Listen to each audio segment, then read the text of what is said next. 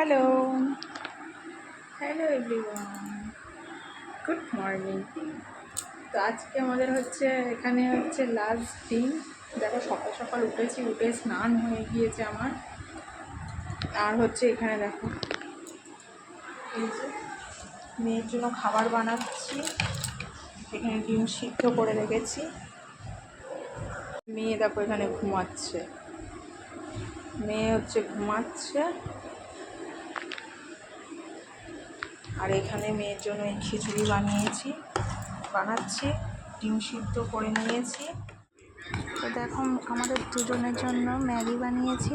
এটাই সকালবেলা ব্রেকফাস্ট করে তারপরে বেরোবো।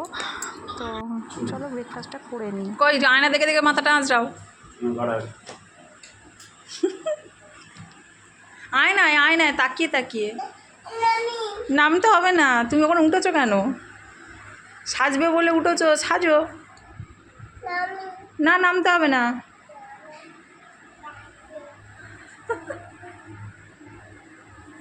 হয়ে গেছে সাজা। তো আজকে দেখো এই ড্রেসটা পরে নিয়েছি, একটু ঢিলাঢালাই পরেছি কারণ অনেকটা বাসে জার্নি করতে হবে, তো সেই জন্য। তো চলো বেরিয়ে পড়বো এবার। তো দেখো দাদাভাই যাচ্ছে আগে আগে, আর আমি মেয়েকে কোলে নিয়ে যাচ্ছি পিছনে পিছনে। চলো আমাদের ওই পেট্রোল পাম্পের কাছে যেতে হবে, ওখানে মনে হয় বাস দাঁড়াবে। তো দেখো বাসটা মনে হয় দাঁড়িয়েই আছে এই বাসটায়। তো চলো পুরো ভিডিওটা দেখতে থাকো, কেমন লাগে অবশ্যই কমেন্টে জানিও। ভালো হয়েছে বাসটা দাঁড়িয়ে আছে। দীঘা থেকে আজকের মতো টাটা জানিয়ে চলে যাব। তো তোমরা পুরো ভিডিওটা দেখতে থাকো। যদি ভালো লেগে থাকে তাহলে অবশ্যই সাবস্ক্রাইব করো আমার চ্যানেলটিকে।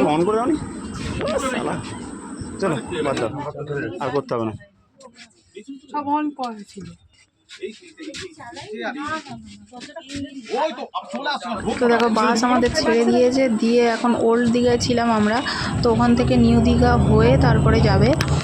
তো দেখো নিউ দীঘার দিকে যাচ্ছে বাসটা। আর দেখো দিনের বেলায় মানে জগন্নাথ মন্দিরটা কত সুন্দর লাগে। দেখো একটু আকাশে হালকা মেঘ ছিল, তো ওই জন্য আরও সুন্দর লাগছিল। তো কেমন লাগছে অবশ্যই কমেন্টে জানাও।